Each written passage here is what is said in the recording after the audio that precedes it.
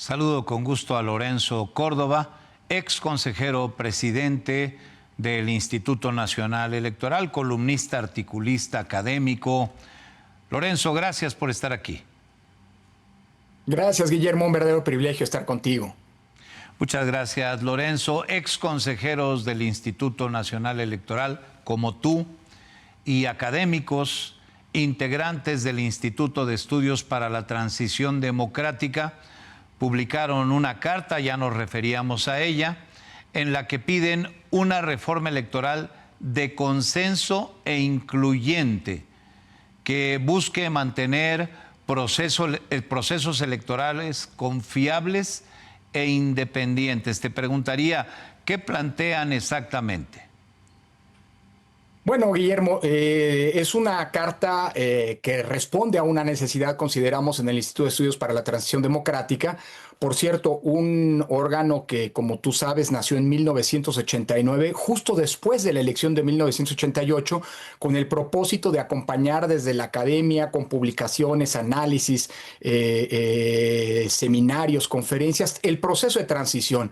Y en todas las reformas electorales que se dieron en los años 90 y en las décadas que siguieron, el IETD ha hecho pronunciamientos, ya ha planteado a partir de la experiencia, digámoslo así, de muchos de sus miembros que han estado muy vinculados y participando, digamos, como protagonistas de primera línea del proceso de transición en las reformas electorales. Como tú sabes, desde la llegada de Andrés Manuel López Obrador al gobierno, la reforma electoral ha sido uno de los temas centrales que han venido posponiéndose en distintas ocasiones. Se presentó una primera iniciativa de reforma electoral en 2019. La movilización y la preocupación que esto generó produjo que se pospusiera esa reforma. Recordarás que entonces fue cuando nació esta movilización a partir del hashtag Yo Defiendo al INE.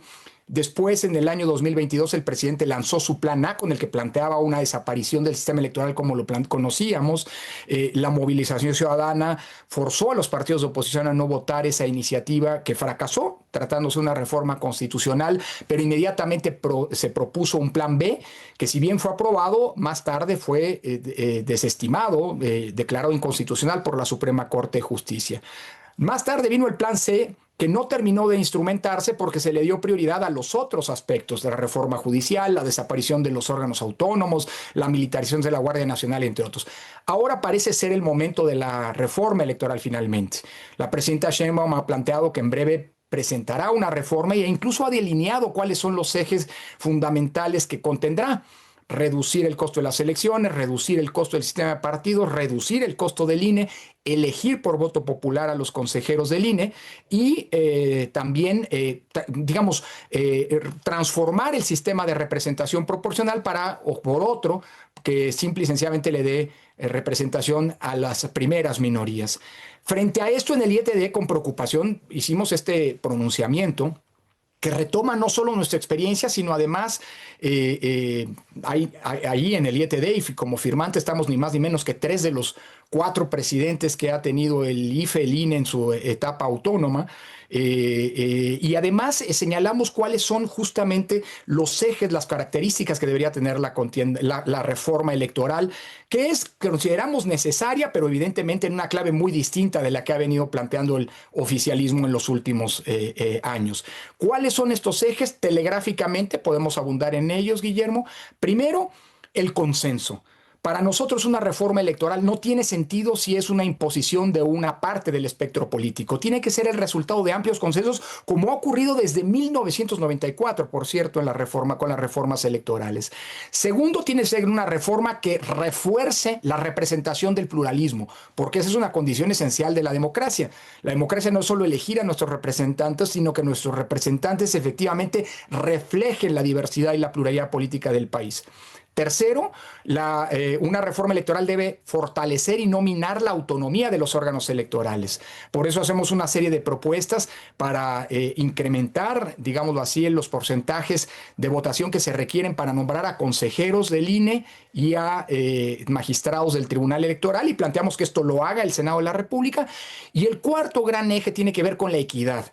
Y en este sentido, lo que planteamos es una racionalización del financiamiento público a los partidos, pero llevando la fórmula de distribución a una fórmula que favorezca la equidad en la competencia, es decir, la mitad del dinero público que se reparta de manera igualitaria y la otra mitad de manera proporcional, dejando atrás la fórmula que hasta ahora ha existido de 30% del financiamiento público distribuido de manera igualitaria y el 70% proporcional. Esos son en términos generales las razones y los ejes de la propuesta que desde el Instituto de Estudios para la Transición Democrática hemos hecho, Guillermo. Lorenzo Córdoba, ¿cuáles son los riesgos de una reforma electoral como la que plantea la presidenta Sheinbaum? Bueno, creo que el primer gran riesgo es que se trata de una reforma propuesta desde el gobierno.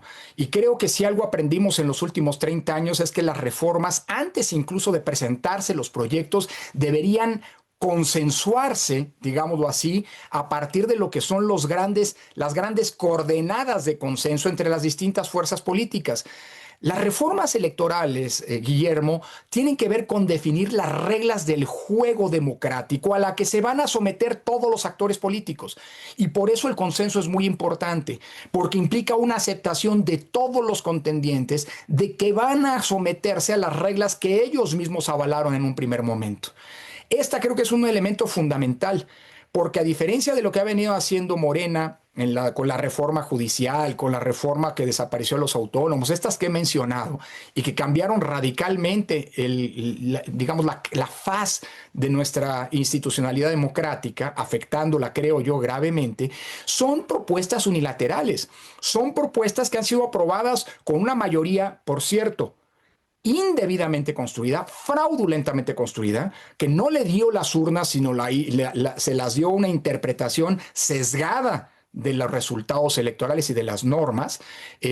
Vaya, ahí está, con 54%, el oficialismo se hizo el 74% en la Cámara de Diputados, y además de una mayoría calificada construida con compra de voluntades, con chantajes, con prácticas mafiosas en el Senado. Entonces, yo creo que vencer esa tentación de aprobar lo que ellos quieran y háganle los demás como puedan o como quieran, pues es la condición sine qua non para evitar problemas en el futuro. Porque una reforma impuesta es la garantía de problemas, porque habrá quien en el futuro desestimen, rechacen, nieguen los resultados electorales aduciendo digámoslo así, un fraude que viene, una cancha dispareja que viene desde el diseño normativo mismo. Así que creo que ese es el principal riesgo que avisoro, de una mayoría indolente que parece haberse apropiado del país, es decir, el país somos nosotros y aquí se hace lo que queramos, háganle como quieran. Eso sería gravísimo, pensando en nuestra historia, en la historia de nuestra transición democrática y en la historia de nuestra democracia, que es muy breve, por cierto, pero que puede echarse a perder por una reforma impuesta y arbitrariamente, determinada, ¿no? Me parece muy interesante lo que dices. Algunas decisiones tomadas recientemente por los órganos electorales, tanto en la conformación del Congreso como en la elección judicial, han puesto en duda su imparcialidad. Estoy hablando del INE y del Tribunal Electoral. Te pregunto, Lorenzo Córdoba, ¿la reforma electoral debería ofrecer garantías plenas de autonomía e independencia tanto del INE como del Tribunal Electoral? Absolutamente, Guillermo, y creo que pones el dedo en un tema que es muy delicado, porque lo que hemos visto en los tiempos recientes ha sido una captura, sea por la vía de los nombramientos, sea por la vía, digámoslo así, de la condescendencia o de la aquiescencia que los órganos electorales han venido teniendo con conductas que no solamente son indebidas, sino que están prohibidas por la Constitución. Desde el año pasado, muchos vimos con mucha preocupación cómo el Tribunal Electoral, por cierto, con una mayoría espuria, porque el Tribunal Electoral ha venido funcionando hasta, bueno, y sigue todavía integrado solo por 5 magistrados, no por los 7 que dice la Constitución, y esto es así porque el oficialismo en el Senado desde hace 1 año y medio decidió que no iba a nombrar a los otros 2 magistrados, a los 2 magistrados faltantes, porque les convenía a sus intereses. Y claro, porque quedando 5, los 3 magistrados que reiterada y constantemente se han vuelto prácticamente en los operadores, en los traductores de la voluntad del oficialismo, en la máxima instancia de justicia electoral, pues son una mayoría. 3 son mayoría de 5. Pero si hubieran estado los 7 en su momento, quién sabe cómo habría ido la cosa. Entonces se trató de una captura por esa vía y en el INE ocurrió algo muy semejante. Con la renovación que ocurrió hace 2 años, pues quienes llegaron, prácticamente todos los 4 consejeros, sobre todo 3, incluida la presidencia, pues clara y abiertamente llegaron a defender intereses del oficialismo. Así pasó el año pasado cuando ambas instituciones desestimaron las gravísimas violaciones que a la Constitución hizo el presidente de la República entrometiéndose, cosa que tiene prohibido en los procesos electorales. Así pasó con las autoridades electorales convertidas, por ejemplo, este es un tema muy reciente, Guillermo, y que afecta pues, al ámbito del periodismo, de la prensa libre, utilizando, por ejemplo, las denuncias de violencia política y género como una manera de censura frente al ejercicio del periodismo libre. O bien con decisiones como la indebida conformación, la aquiescencia en la conformación de una mayoría, supermayoría, una sobrerepresentación que viola la esencia y la lógica de la representación que establece la Constitución que se le concedió al oficialismo el año pasado. Es decir, tenemos autoridades que prácticamente se han convertido por omisión o por condescendencia en instancias que han permitido cosas que son inaceptables, como por ejemplo la indebida intervención del oficialismo, del gobierno, del partido gobernante en la elección judicial. El tema de los acordeones, que fue validado y desestimado como en su gravedad, tanto por el INE como por el Tribunal Electoral, es absolutamente grave. Si las elecciones en el futuro van a ser como las elecciones judiciales, nos olvidamos de elecciones equitativas, nos olvidamos de elecciones en las que se respete el voto libre y lo que vamos a ver es la manipulación de la voluntad ciudadana que vimos ahora. Entonces, frente a esto, precisamente por esto, en el documento que comentamos, Guillermo, hemos planteado la necesidad de que a los consejeros del INE ya no los nombre la Cámara de Diputados, que vemos que se ha convertido en una especie de oficialía de partes de una voluntad arbitraria,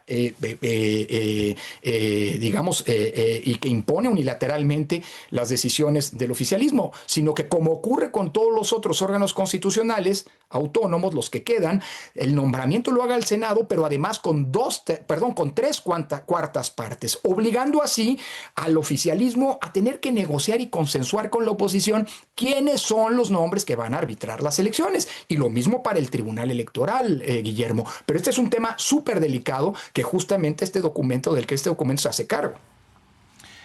Lorenzo Córdoba, en la mañanera de este día le preguntaron a la presidenta Sheinbaum acerca de la carta publicada hoy en donde ustedes, ex consejeros del INE y académicos, están planteando pues una reforma electoral incluyente y que permite el acceso de todas las voces para opinar acerca de ella, pues a fin de tener una reforma electoral democrática, como estamos conversando. ¿Qué opinas de la respuesta que dio la presidenta Sheinbaum en la mañanera de este lunes? Bueno, era esperable. Creo que esa es la actitud con la que a las posturas, digamos, diferentes a las del oficialismo se han venido asumiendo. Los foros disque de escucha que se han hecho, por ejemplo, para la reforma judicial, para la prisión preventiva, para la militarización de la seguridad pública o recientemente para la ley de telecomunicaciones, pues han sido pues, meros diálogos de sordos, espacios para cumplir la formalidad, de donde no ha salido prácticamente ningún repensamiento ni replanteamiento de lo que son las directrices que desde el poder se quieren imponer. Y en ese sentido no es de sorprender. Sí me llama mucho la atención y lamento mucho que la primera mandataria, que es una mujer formada, es una mujer leída, es una mujer, pues, una científica, se presume, hable sin saber de qué está hablando. Y lo lamento, lo digo con muchísimo respeto. Alguien le contó lo que dijimos en el documento ese alguien evidentemente o no sabe leer o lee de manera sesgada o le mintió a la presidenta porque pues la presidenta estaba hablando desconociendo las propuestas que estamos haciendo. Por ejemplo, en la mañanera del día de hoy nos descalificó diciendo que lo que estábamos planteando era duplicar los diputados de representación proporcional, cuando no planteamos eso. Lo que planteamos es que se mantenga el mismo número de diputados que hay hoy, 500, pero que la mitad sean electos por representación proporcional, es decir, que de 200 se pase a 250 y que ahora queden 250 diputados de mayoría. Esto permitiría que las diputaciones electas por representación proporcional sirvan para compensar las distorsiones que inevitablemente trae consigo las elecciones de mayoría. Y esto, pues evidentemente, hace pues, más democrático a la representación política. Si un partido tuvo el 35% de los votos, pues que tenga el 35% de los legisladores. Si tuvo el 54%, pues que tenga el 54% y así sucesivamente. Y eso se lograría con la propuesta que estamos planteando. No, la presidenta la desestimó, digamos, sin conocerla, porque ni siquiera estamos planteando que se duplique el número de diputados de representación proporcional. Además, estamos planteando que en el Senado, cosa que evidentemente pues, no entendieron o no leyeron, volvamos a una representación de cada estado, eligiendo 4 senadores por entidad, pero dentro de cada estado que estos 4 senadores sean electos por un sistema proporcional puro. Es decir, si un partido tiene el 25%, se lleva un senador. Si tiene el 50%, se lleva 2. Y los otros se reparten con base en las proporciones de votos que tuvo cada partido. Nos parece que es lo más justo y democrático. Y en segundo lugar, pues lamento mucho esta descalificación así gratuita, ¿no? La presidenta nos descalifica a quienes suscribimos este documento diciendo que partimos en fraudes y qué sé yo. Se olvida la presidenta que prácticamente todos quienes suscribimos este documento, en el año 2005 participamos no solamente abiertamente en manifestaciones en contra del desafuero, sino además escribiendo frente a lo que en ese momento fue un abuso. Decía que no nos pronunciamos en contra de los fraudes. Bueno, en 2006 ellos dicen que hubo un fraude, nosotros lo explicamos con documentos, con textos, por qué no consideramos que hubiera habido un fraude en aquel entonces. Y por supuesto, hasta de 88 nos hace cargo. Bueno, el IETD nace como una reacción frente a las irregularidades que ocurrieron en 1988. Así que lamento mucho pero ese es el sello de la casa, creo que era inevitable esperar lo que ocurrió, que en lugar de establecer un diálogo serio, a ver, Guillermo, no pretendemos ningún trato privilegiado, pero suscribimos este documento, personas que durante años fuimos responsables de la organización de las elecciones, de quienes fuimos responsables incluso de las elecciones en todos los procesos electorales en los que Morena ganó. Es más, a mí me tocó, pues para decirlo en pocas palabras, darle el registro a Morena, no por otra cosa, sino porque habían cumplido los requisitos. Y es muy lamentable que a quienes tienen una expertise en esta materia, vuelvo a insistir, académicos que nos hemos dedicado a estos temas, funcionarios del IFE, presidentes del IFE, ex consejeros del IFE y del INE, se nos descalifique nomás por quienes somos en lugar de discutir nuestros argumentos. Y creo que lo más propio en una democracia, si fueran demócratas como presumen, pues sería abrir espacios, discutir los pros, los contras de las distintas propuestas y no simplemente hacer lo que están acostumbrados a hacer, a imponerse y actuar como si aquí solo sus chicharrones tronaran, ¿no?